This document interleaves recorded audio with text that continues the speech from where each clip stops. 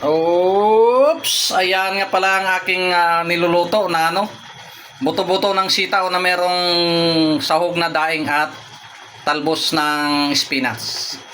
Ready na naman ang aking lulutuin. Meron akong diyan, daing na isda. Ito yung aking ricado, saka yung pinakuluan kong buto-buto ng sitaw. Ayan, let's go! Luto na! Mainit na yung mantika. Ilagay ko na yung mga ricados niya. At antayin ko lang brown. Ayan, dahil nag-brown na, hulog ko na yung pinakuluan ko kanina na buto-buto ng sitaw. Ayan Oh.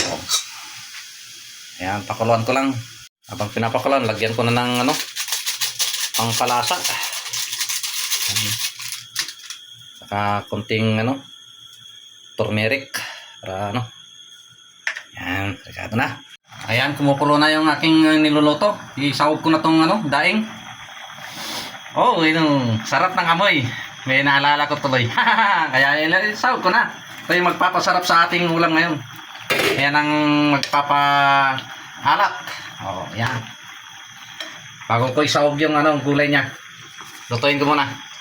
Ayan, pwede na ilagsawag yung gulay niya. Oh, dami mga lodi Spinach pa nga pala yan ang sasawag ko niyan. Oh, yan. Lutuin ko lang ulit. Oh, yan ang aking niluluto. Ito na yung finally na niya. Oh, di ba? Ayan yung daing. Yun yung magpapasarap sa ulam ko ngayon. Yan. Amoy pa lang. Panalo na. Ay nako, kumare. Ang sarap! Thanks for watching. Follow, like, and share.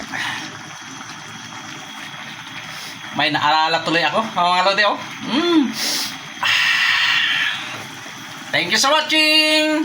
Yan pala ay buto-buto ng sitaw. Okay.